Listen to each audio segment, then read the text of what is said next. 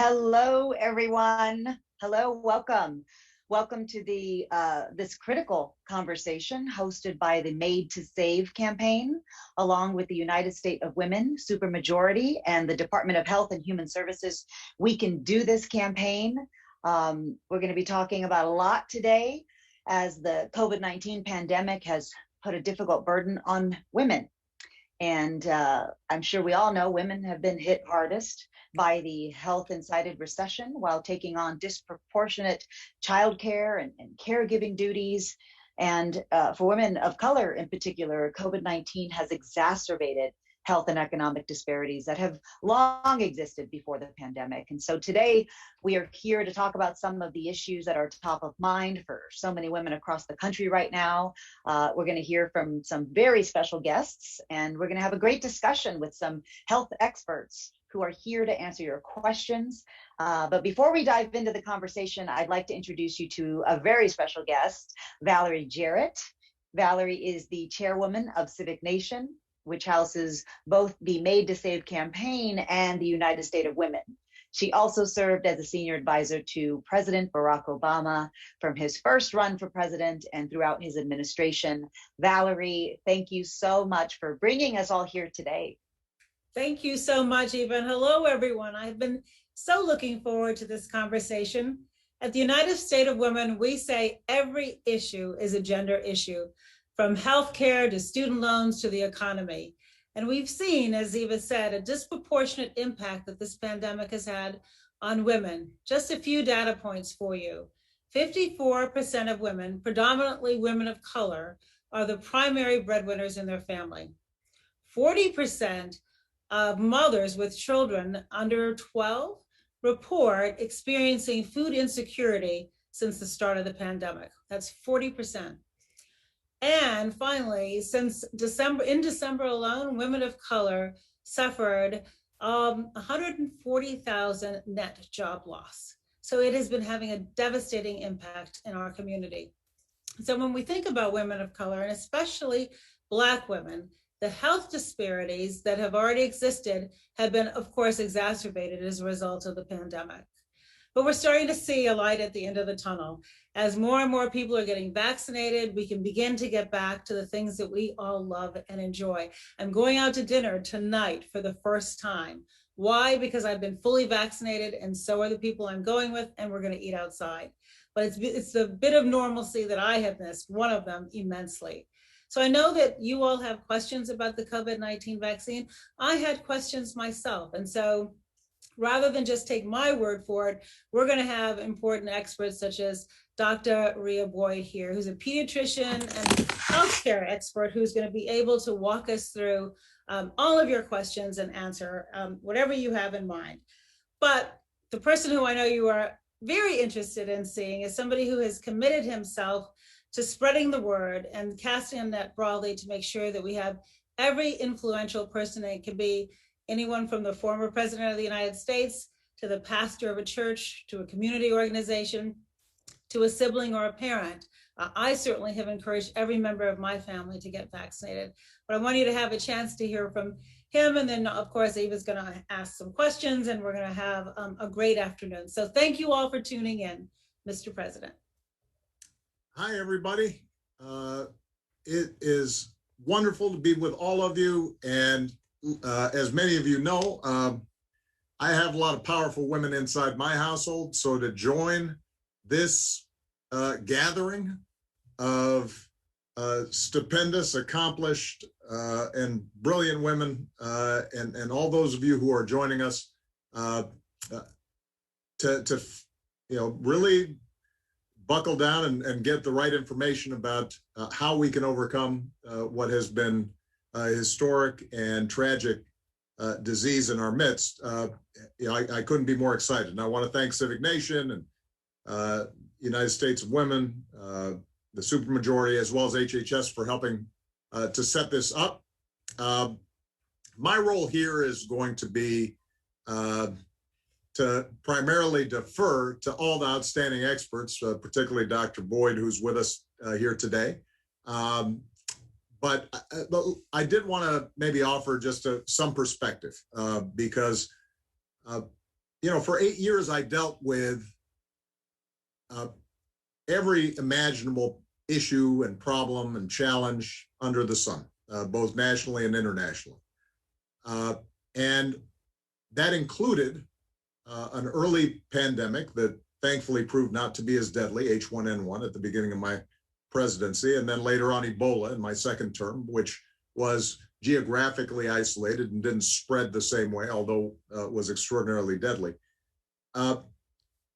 Obviously, no public health issue has had more impact, both to our nation, to individual families, and to the world than the COVID pandemic.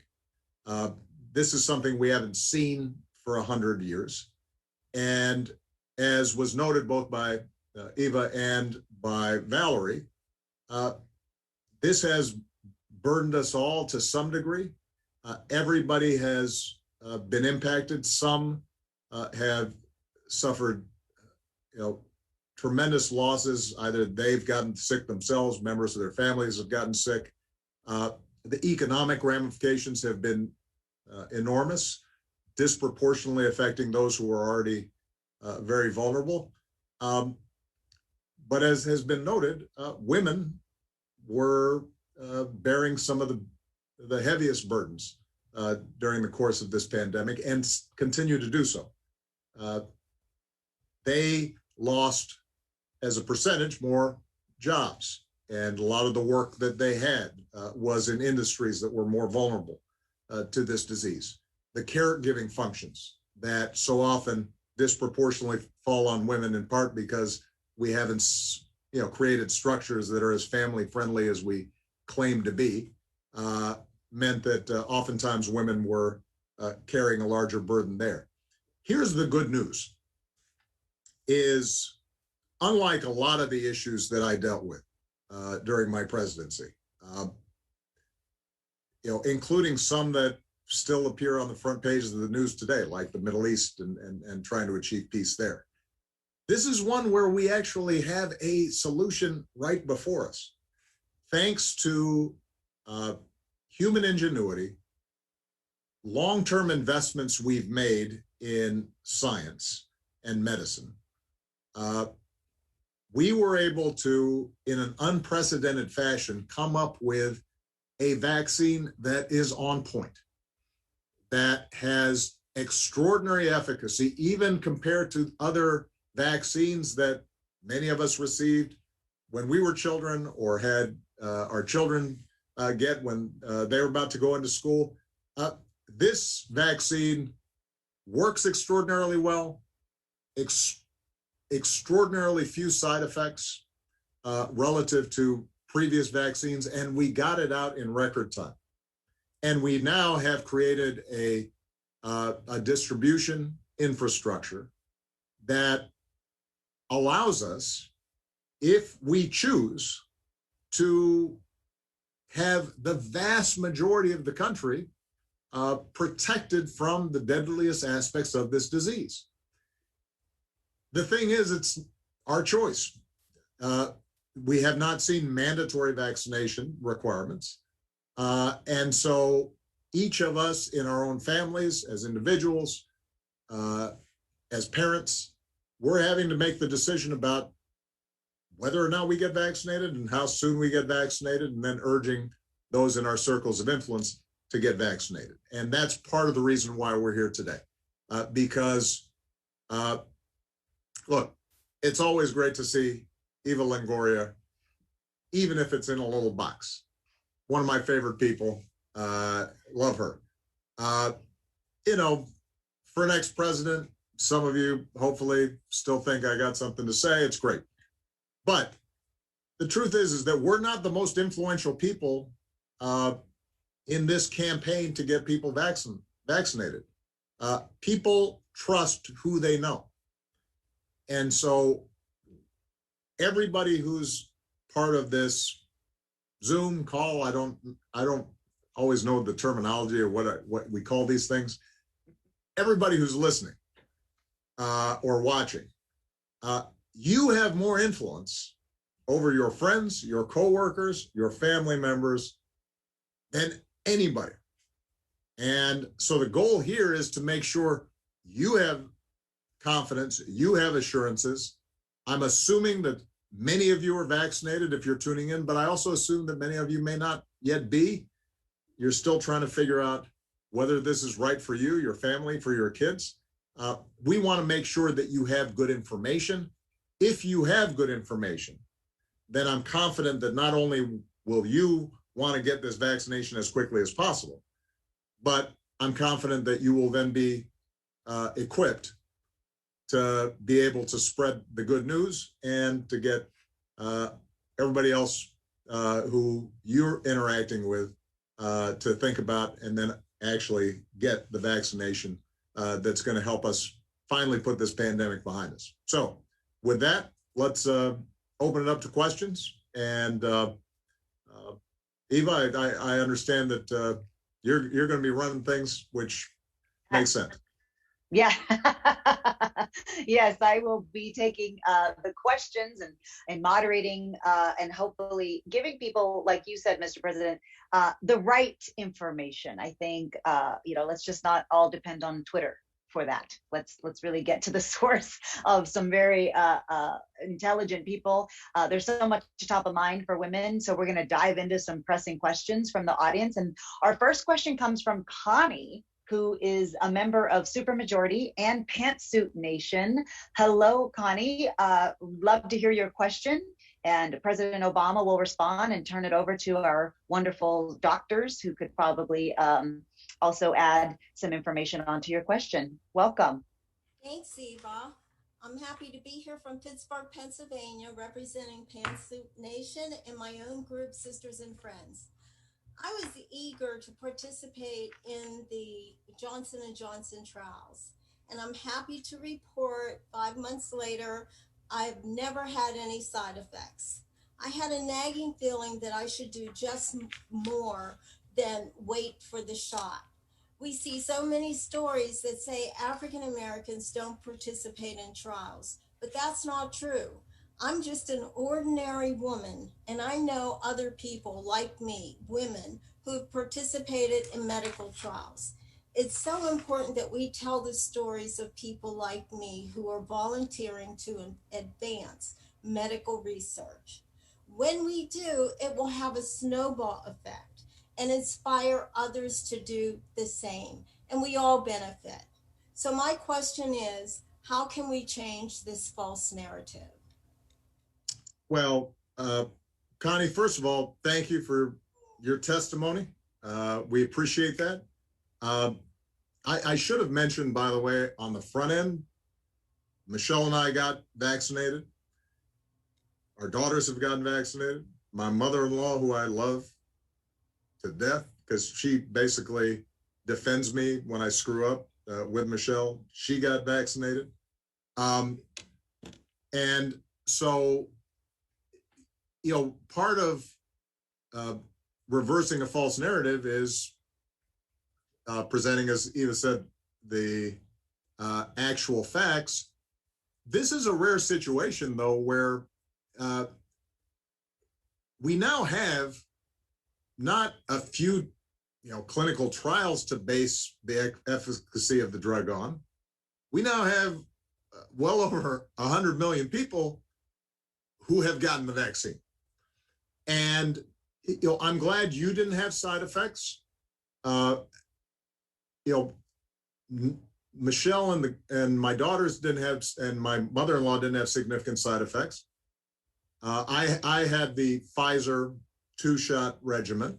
The first, I had no side effects at all. The second, I actually had sort of flu-like symptoms in the morning, right afterwards. I took a Motrin, and it was a good excuse to lie on the couch and watch a basketball game. And by the afternoon, I was fine.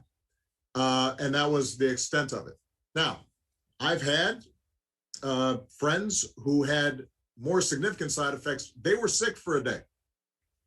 Some of them were sick for a couple of days, because that's the nature of vaccines, is it's introducing that element that we're trying to tell the body, oh, you got to watch out for this. This is how you prepare for it. This is how you mobilize. to combat it, so that if you actually come back with the disease itself, the full-blown virus, your body is prepared. And so, I think it's important for us to recognize that sometimes there are going to be some side effects. The point is that after millions of people have gotten this vaccine, relative to other vaccines or other medical treatments generally, we have not seen serious side effects that in any way would overshadow the actual effects if you get the disease, which we know, sadly, around the world, millions of people have died from, and is still raging in many parts of the world. So I guess the reason I say that is just telling your story and what your experience has been is one of the most powerful things that you can do to reverse this narrative, partly because it appears that a lot of us learn from anecdote rather than data and statistics. We see something on Twitter, somebody had a side effect, it goes viral. Next thing you know, people assume, well, look, I saw something, some woman had a bad experience. And so we extrapolate from all of that. That's why offsetting it with stories that are positive can be just as important as the data that we give out. But I wanted to pass it on to Dr. Boyd, give her a chance maybe to just give some background about sort of how have you been dealing with patients in encouraging people to get the vaccine? What messages do you find most powerful in providing people assurances that this is safe, effective, and something that they should pursue? Thank you so much, President Obama. And thank you, Connie, for your question. It's so critical. First, I'll say it's really critical that we share our stories, as President Obama was saying, so that people understand the ways that our communities have contributed to the advancement of science and to starting to end the pandemic with the development of the COVID vaccines. You are one great example of that. And we know from the clinical trials that these were some of the most diverse clinical trials that we've had for many drugs in development throughout our country's history. But as President Obama also acknowledged, we also know that since the clinical trials, which included tens of thousands of Americans, more than 100 million folks across our country have gotten the COVID vaccines, which includes folks who look like you and look like me. And so it's really important that we start to tell those stories.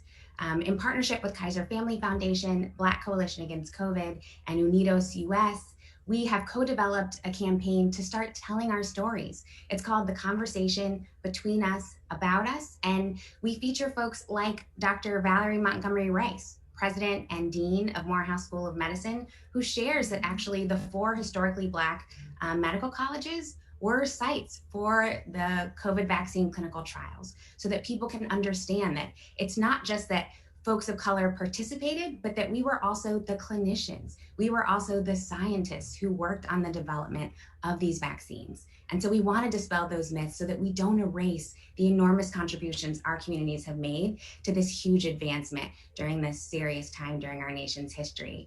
And to President Obama's question, this is what I do in my clinic. I try to tell stories. I tell the experiences that I have, and I share the conversations that I've had with my own family. So it's important for y'all to know that I am vaccinated. I received the Moderna vaccine back in December as a member of our healthcare community early on. I have had this conversation with my parents who wanted to wait and see more of the data, and I am proud to say that they are also vaccinated. They both received 2 doses of their Pfizer vaccine. I had this conversation with my big mama, who, praise God, decided to get the vaccine and is now protected.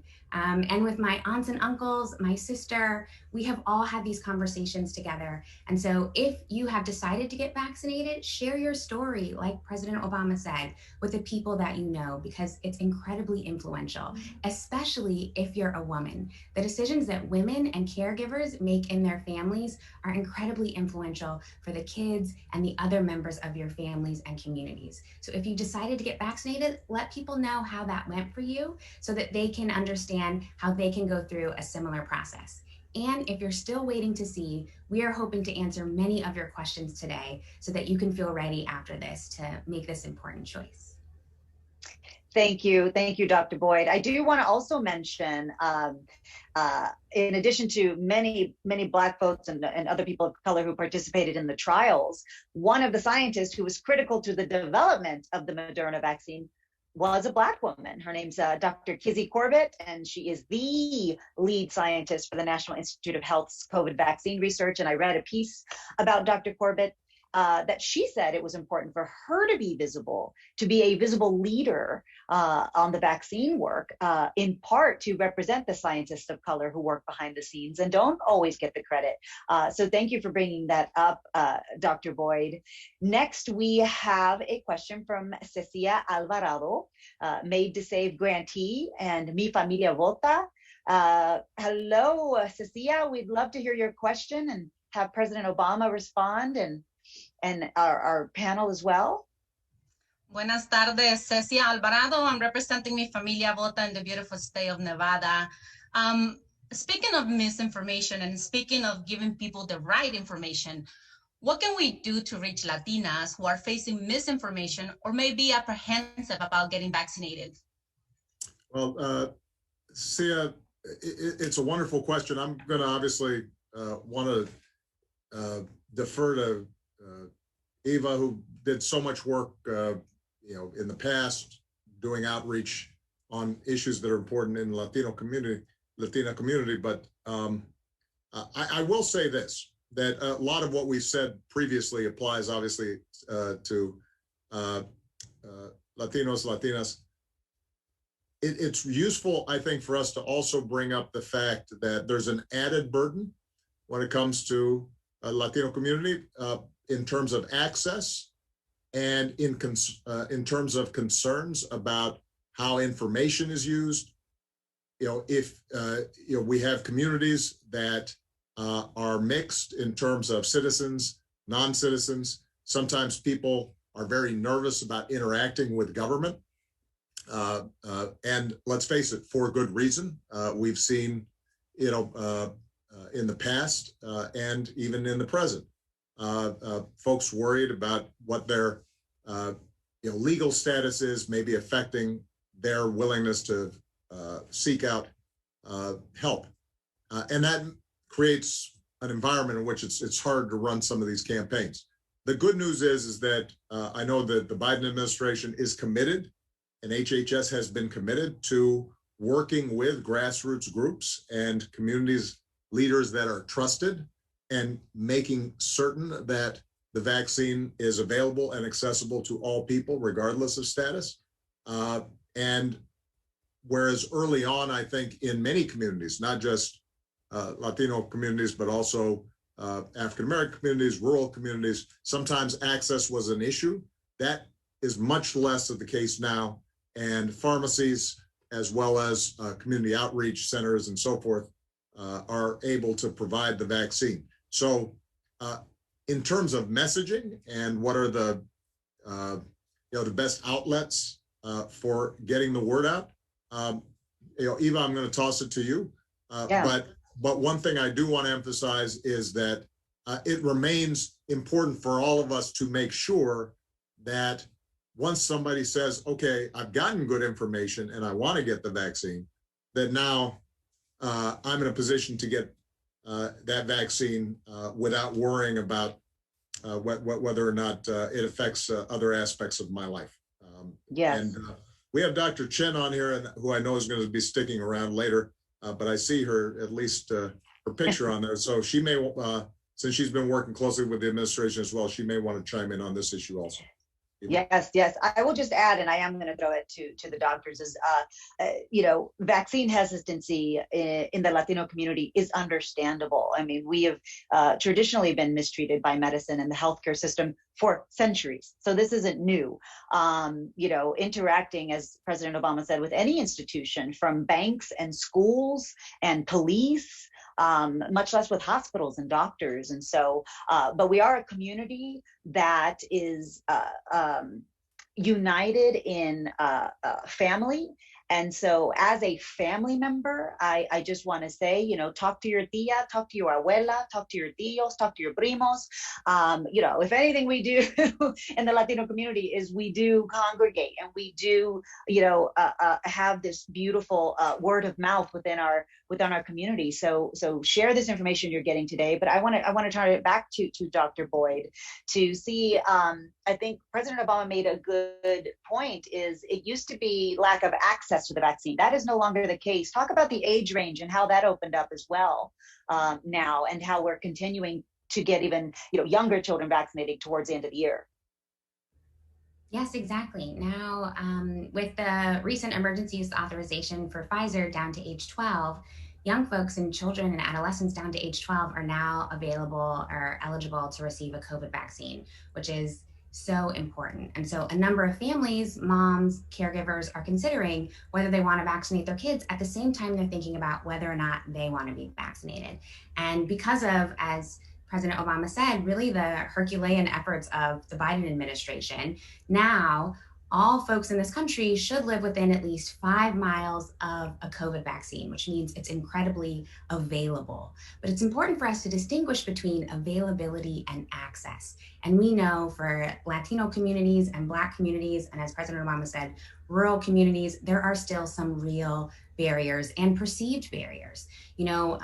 Research from Dr. Elaine Hernandez at University of Indiana showed that 1 in 5 young Latinas are actually concerned about the cost of the COVID vaccine. And it's critical that everyone who's watching today understands that the COVID vaccines are absolutely free. Your tax dollars already paid for them. And so information access is really critical, particularly for communities that don't have equal access to broadband internet. And then we also have to make sure that people have their basic needs cared for so that they can show up for those appointments. That means things like childcare, things like paid sick leave if you need to take a day off work so that you can get the vaccine, and sometimes transportation, because 5 miles may sound like a short distance to drive, but it's quite a distance to walk. And so we have to make sure that people truly have open access, and in our communities of color, that access is not evenly distributed. And so the work on behalf of the Biden administration to make that more available at the federal level is so critical, but it's also critical that our local cities and our healthcare community make access a reality for all of the communities that we serve. Thank you so much, Dr. Boyd. That is so important, availability versus accessibility, a very good point. I do want to bring in another guest who has a question, Courtney Choi, United States of Women Ambassador. Courtney will ask her question to President Obama, and Dr. Boyd and Dr. Chen, feel free to respond as well. Welcome, Courtney. Hi, aloha. Thank you so much. My name is Courtney Choi. I am from Ewa Beach, Hawaii. I'm proudly representing the United States of Women. So throughout the pandemic, I saw so many women step up and take care of their families, friends, and loved ones. We were the ones our community counted on. What can we do to ensure our communities are getting vaccinated? Well, first of all, Courtney, right on. It's good to see, a fellow Hawaiian on the screen. And but look, I think a lot of the issues that we've touched on today are going to be critical. The vaccine hesitancy, as was mentioned in communities of color, is rooted in history. And in Hawaii, obviously, the native Hawaiian population, how it was impacted with diseases that were not native to Hawaii and decimated populations. In Latino community, the history that Eva was alluding to, in the African-American community, right? We've heard, obviously just heartbreaking, tragic stories about cases, whether it was the Tuskegee experiments or forced sterilization, in which racial subjugation unfortunately affected how the medical community interacted with communities of color. This is all real, and this gets passed on from generation to generation. Suspicion, hesitancy, concern about interactions with that medical community, which is part of the reason why it's so great, by the way, to highlight the amazing physicians, nurses, healthcare workers, public health experts of color, and all the work that they're doing so that it doesn't feel like a system that's foreign to many communities, but rather this is, folks just like us who've been working on these issues. But a lot of this is also economic. I really want to highlight what was said earlier by Dr. Boyd. You think about if you are a single mom and you're working an hourly job where you got to punch in and punch out, you got to get your kids ready for school.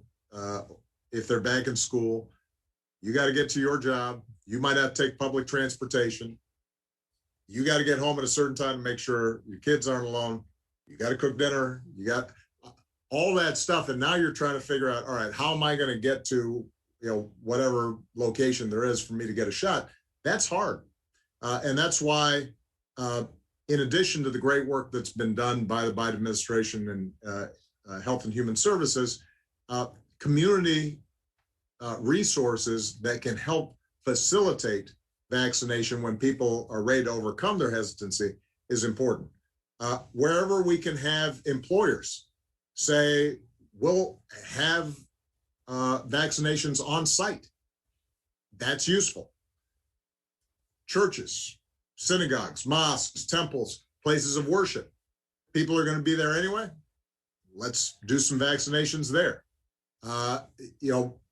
Community gatherings and activities that are part of people's normal rituals and the rhythm of their days.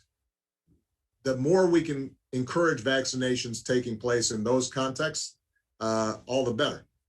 And so I think that community leaders, many of whom are on this call discussion today, thinking about what are the institutions that are important in your community and how can you make them part of this campaign and process that we have to make sure that as many people get vaccinated as possible, tailoring it to your specific community that you know best, and figuring out what's going to be the most trusted outlets and how do you navigate around some of these challenges that may already that may exist. I think that's extraordinarily important. Eva, doctor, anything you want to add to that? I think the most important way for us to vaccinate our communities is in 2 words: family vaccination.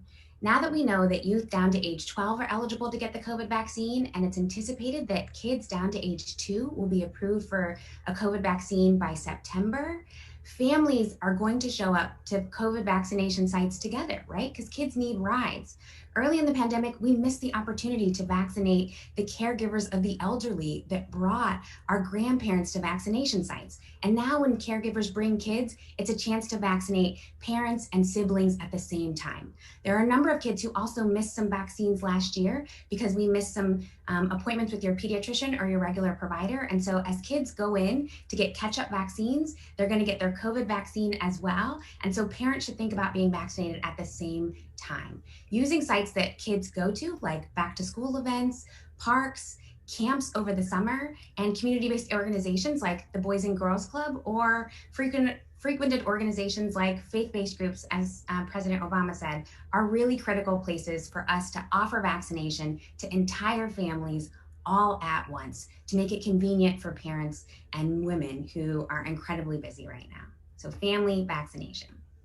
Right. Absolutely. Thank you, Dr. Boyd.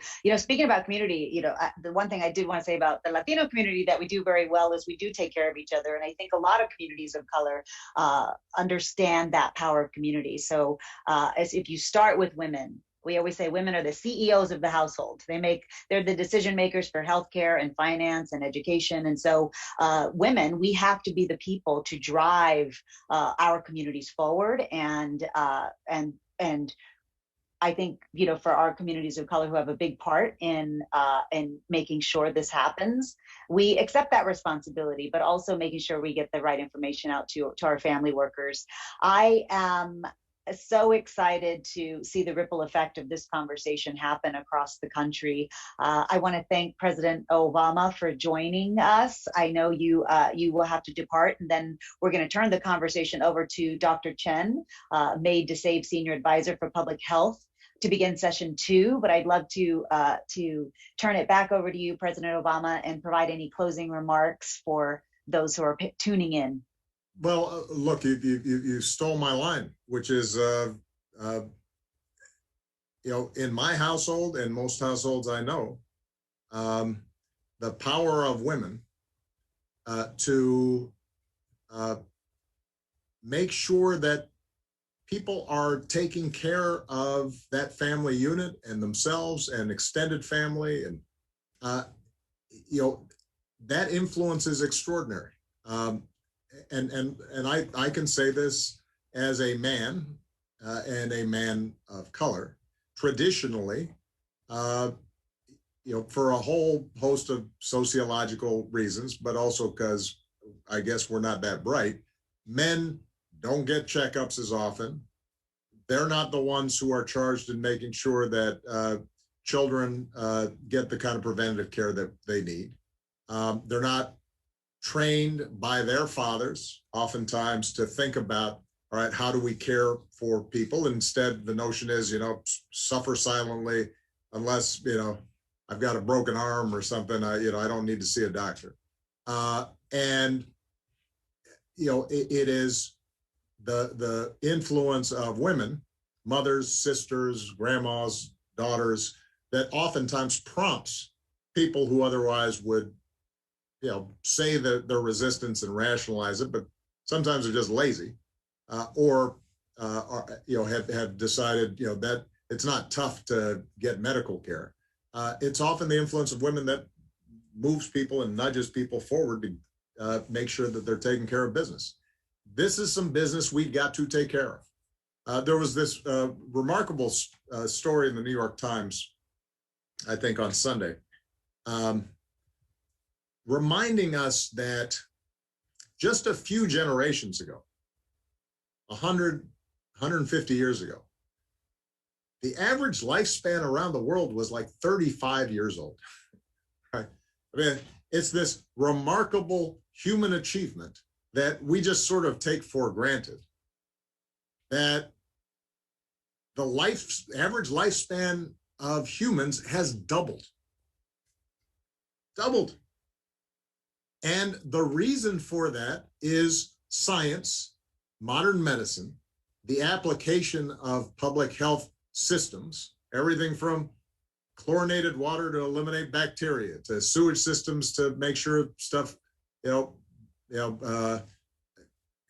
isn't contaminating, how we live, to pasteurization of milk, to vaccines. The smallpox vaccine. Smallpox used to decimate people, high and low. Millions of people died of it. And we eliminated it through vaccine science.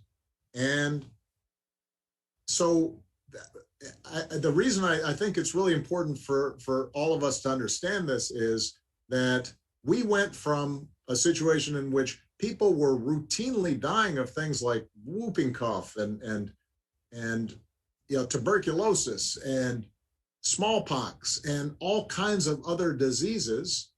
And we figured out, we have these various tools that have been proven. Polio.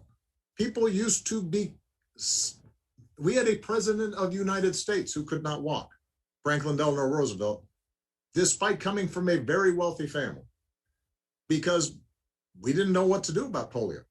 And then we figured it out and everybody got vaccinated. And so for those who still have questions about vaccinations and are vaccine hesitant, it's important to remind ourselves what life was like and the world was like before vaccinations. And it doesn't compare. Our children live to be adults because of these scientific advances. And, you know, we live longer, healthier lives because of these scientific advances. This is a moment where, once again, what we've conceived and figured out allows us to battle back against a deadly disease, but only if we take advantage of it. And so I am hoping that all of you spread the word and get out there and get this done so that more of us can feel protected and our children are protected, and we can get back to living our lives and hopefully remember the way in which this pandemic exposed a whole bunch of holes in our public health system that need to be patched up, and you know, the inequities that are existing in the system that need to be leveled. So anyway, good job, people. Thank you. Thank you, Mr. President. Yes, we all have a lot of homework after this enlightening conversation. And just like you said, President Obama, we all need to share what we've learned to help others feel comfortable about the COVID-19 vaccines. If you need help having those conversations, Made to Save hosts an incredible training to teach people how we can all serve as trusted messengers. They're hosting a how to talk to friends and family training tomorrow. You can sign up to attend at madetosave.org/act. And, you know, we can't stress this enough. Women are such important voices in our spheres of influence, and we can really play a critical role in helping loved ones get vaccinated. I'm sure some of you still have questions even after that conversation. Health and safety are things that women take very seriously, and we want to make sure these vaccines are safe, not just for our own bodies, but for those of who we care about, our parents, our children. So that's why we want to have a deeper conversation about women's health and the COVID-19 vaccines now. Dr. Boyd, you're going to stay with us. Her expertise as a pediatrician is critical to this conversation. So many women have questions about my child, you know, now that, you know, we've opened it up to children. What are the effects? You know, what are the myths that we're going to debunk? And I'd also like to introduce Dr. Alan Chen, Made to Save's Senior Advisor for Public Health. Dr. Chen, I turn it over to you, and I'm excited to continue this conversation. Thank you so much, Eva. Great to see you, and thank you for all the work that you're doing here. Hi, everybody. I know that there are many more questions that folks have, and so we want to make sure that we are answering as many as we can. Or as Eva had mentioned, for those of you who are interested in talking to your friends and family about these issues, we are hosting a training tomorrow. You can sign up at madetosave.us/training to get tips and tricks on how to have these conversations. I am now very excited to get a little bit deeper on kind of a focus on women's health and the COVID-19 vaccines. So for this conversation, in addition to Dr. Boyd, we are also joined by Dr. Laura Riley. So Dr. Riley is an OBGYN and a maternal and fetal health expert. So she knows all there is to know about women and babies and taking care of pregnancies. So she is also the chair of the American College of OBGYN's COVID-19 expert health work group. And so we are very grateful, Dr. Riley, that you are making time to share your wisdom with us, and grateful to Dr. Boyd for staying on as well. So first question, I'll direct to Dr. Riley first. So one question that has come up often in the Pantsuit Nation group among members from moms and expecting mothers is concern about safety for pregnant people.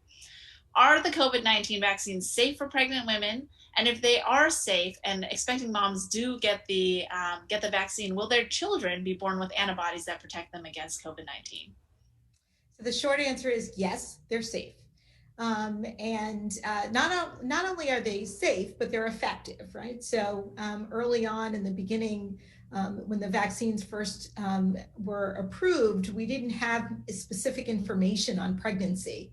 And so that, caused a little bit of concern. I think the information that we did have, though, said that COVID itself, if you got a COVID infection during pregnancy, that it could be quite serious. And women were more likely to, land in the ICU or need mechanical ventilation or, even death if they became pregnant and got COVID infection. So that, knowing how serious COVID could be, then you put in the mix that there's something you could do to actually prevent COVID, i.e. the vaccination. We were very supportive of women becoming vaccinated with the COVID vaccines. And now I'm happy to report that over 100,000 pregnant women have been vaccinated with the COVID vaccines, 100,000. There have been no safety signals seen. So people worried about things like miscarriage and they worried about preterm births. None of those things have been seen. And so that is very reassuring data for women to really hold on to. So I mention it to absolutely every single pregnant woman that I see. And I would say the vast majority of my patients get vaccinated. And then to answer your second half of your question, I think this is a bonus, right? So we had hoped that if women got vaccinated, the antibodies that they would produce against the COVID infection would then cross the placenta and protect the babies. And so what we've seen in the initial studies, we did one here at Cornell, is that women do produce a robust antibody response to once they're vaccinated, and that does cross the placenta, and you can find antibodies in the baby's cord blood. So that's exciting. Fantastic. That is all great to hear. Next question I'm going to direct to Dr. Boyd first, and Dr. Riley, feel free to chime in. Sure. So Dr. Boyd, you are such a fierce public health and health equity advocate, and you're always telling us that access is still a challenge in some communities. Now, the Made to Save campaign is working to ensure that communities of color have increased access to the vaccines and timely, reliable information. You had mentioned earlier that vaccine access for some women is whether they can afford to take off from work, whether they have access to childcare, whether they have benefits like paid sick leave or vacation days so they can take days off of work to get vaccinated or to recover from a vaccination shot. So we know we need policy solutions to correct some of these gaps in paid leave, but what are some of the other solutions that we should be putting forward during this pandemic to make sure that all women can take the time they need to get vaccinated without the stress of losing income?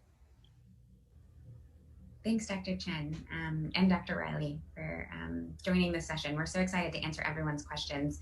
And this is a really critical one, that we know that there are structural barriers. There's policy barriers that folks have, particularly women, to getting vaccinated. And those are things that we can actually solve. The Biden administration has done a great job trying to address many of these barriers at the federal level. They now have partnered with ride-sharing services so that if you need transportation to get a COVID vaccine, that you can get a free ride to get there. They have given tax credits to employers who will offer paid sick leave to folks who need to take a day off for vaccination or who are concerned about the side effects, which is a major concern we hear from our communities of color who are still waiting to see if they want to get vaccinated. Folks are saying that they're worried that if they have a side effect that they'll miss a day of work. And for some hourly workers, you can't miss a day and you worry about losing your employment. And so we understand that. And the Biden administration has tried to encourage employers to do more to make this a real choice for people. But as much as the federal administration is really going above and beyond to make sure this is possible for people, each of us have power in our own institutions to make it more accessible. And so I encourage people to think about policy solutions that live in your school district or live in your business or live in your community that you can do to make sure that the vaccines are equally accessible to everyone, regardless of your ability to travel to get there, regardless of your immigration status, regardless of your race or ethnic background. It's really important that people understand that we want everyone to get these vaccines, especially our communities of color, because right now, Black and Latinx populations are the least vaccinated, y'all. We are the least covered. And so many of us are working, as much as we can to make sure that our communities have the information they need to make this choice and that the structural barriers are removed so it is a convenient choice for everyone to make. I completely agree. And I think that we've had to make a huge effort to be sure that the information comes from sources that people can believe, right? And that people have trust in. And so I think, a lot of physicians and nurses and, other healthcare workers have done a great job of going into communities and places that we don't normally practice. So not just the office, but going to churches, going to community events, and becoming much more involved in the community than we had in the past. And I think that we recognized early on that people are hesitant, right? Because they don't know the science, they don't understand it. And so that was our jobs collectively as healthcare workers, to go out there into other communities, other places that we're not used to, just to get the message out and get the information out. Such an important point. I'll put in a plug for any healthcare workers who are listening to this. Go out in the community. They're waiting to hear from us, and we just have to fan out and talk to everybody. Next question, Dr. Riley. There are a lot of women in the United States State of Women Network who have raised concerns about fertility. So, do the COVID-19 vaccines affect fertility? Are the vaccines safe for both people who are trying to get pregnant and those who want to get pregnant in the future? The vaccines don't affect fertility. And now we have even more proof, right? Everyone's still getting pregnant. My office is going crazy and people have been vaccinated. So, and I think that that's obviously all good news, but in all seriousness, I mean, I think that sort of scientifically, there was no reason to believe that the vaccines would affect fertility, and that has not been seen at all. And so we encourage women to get vaccinated, whether you're thinking about pregnancy or you might even be going through infertility treatments. The infertility, specialists also are very, very, straightforward when it comes to just go ahead and get vaccinated. So you want to protect yourself from getting COVID. I mean, that's really, at the end of the day, that is the thing that is going to really, impair your future health. So just to be clear, you are seeing women who've gotten the shot and they got pregnant afterwards. Gotten the shot, got pregnant. They're going to deliver. We're all excited. Wonderful. Another question to follow up on that. We have been hearing in the news some questions about the effects of the vaccine on women's periods. So does the vaccine affect menstruation, and is it safe for people who menstruate? Yeah, I'm happy to take this, Dr. Boyd. I know that you're a pediatrician. There's a lot of chatter about it, but I think the thing to know about menstruation is that almost anything can affect it, right? You can, it's stress, it's any number of things. There's nothing, again, scientifically about the vaccine that it should affect the menstrual cycles. And in general, the menstrual cycles, even if they're a little bit irregular, they come back. And so people should not jump to the conclusion that if you miss your period one time, that now it's caused infertility. There's none of that. Try not to connect dots that don't actually connect. Thank you. That is so helpful to hear. Dr. Boyd, can we talk about parents? So the Pfizer vaccine, as you had mentioned before, recently authorized for children aged 12 and up. And by September, kids as young as 2 years old may be eligible. So one question that came in was that, my son is just about 3 years old now. And as a mom, it's one thing for me to think about health effects and benefits for myself, but there are a lot of parents out there grappling over whether or not they should vaccinate their kids. So what do you think? Is the vaccine safe for kids? This is a great question, and one that we're getting from parents now. So I'm so thrilled that we have a question from a parent whose child is not yet approved, because this is the right window to be asking those questions so that when your child's approved, you're ready and equipped with all the information you need to make the choice. So what we know right now for kids down to age 12 is that the Pfizer vaccine, which is the one that was approved for kids down to age 12, is incredibly effective. It was actually more effective in kids aged 12 to 15 than in adults. And in adults, it was 95% efficacious in the clinical trial. And in the clinical trials of kids 12 to 15, it was 100% efficacious, which is like unheard of. These are some of the most effective vaccines we have. And what we've seen is that they're just as effective, if not more effective, for kids down to age 12. We also got some data about the side effect profile. And what we saw is that we did not see any serious side effects for Pfizer in kids down to age 12. And we saw similar common mild side effects akin to what we saw in the age group 16 to 25 and the older adults, which are things like pain at your injection site. Most people get the vaccine in their upper shoulder or this muscle here called your deltoid. Fatigue is a very common symptom for young people after the vaccine, particularly after your second dose. You may have fever, chills, muscle aches, like President Obama said earlier. Some people call those symptoms flu-like symptoms because it makes you feel like you're getting sick, but it's really important for people to know it doesn't mean you're getting sick. It means that your immune system is actually responding to the vaccine and building up all that protective immunity you need in case you encounter COVID out in the world so that you're protected. So kids have a very similar side effect profile to what we saw for adults. And so for parents who have those questions, now is the time to ask your provider so that you can be ready when your kid becomes eligible to receive a vaccine to make sure that they have it. This is also really critical for kids who are looking to go back to school in person next year. While we have talked mostly about the ways that the pandemic has ravaged adults and the elderly over the last year, it's really critical for us to acknowledge that kids were affected too. We've estimated that somewhere between 300 and 600 previously healthy kids died of COVID over the last year. And so while we want to vaccinate kids so that we increase our population level protection, we also want to protect kids so kids can do the things that make kids happy and help them thrive, like going to school and sports and camps and all of that good stuff that should happen starting over the summer and into the fall. So we know that these vaccines work for kids, they're super safe for kids, and the side effect profile is very similar to what we've seen for adults. Thank you so much. This hour has just flown by. I know there's so many more questions. I wish we had more time with both of you since you're so expert on these questions. I'm sure folks will be looking you up and trying to ask you questions after this. But I just want to thank everybody for being here today for this important conversation. A big thank you to President Obama and Valerie Jarrett for joining us, and Eva Longoria for moderating the first half, and also to Dr. Boyd and Dr. Riley for your incredible insights. Thank you also to Made to Save, United States of Women, Supermajority, and the HHS We Can Do This campaign for organizing this event. It is so wonderful to hear questions from women in the audience and to dig deeper into some of these health questions that are on the minds of so many United States of Women and Supermajority members and women everywhere. Every person listening to this program has a key role to play in ending this historic pandemic by encouraging your family and friends to get vaccinated. It is on us to share the information we have learned.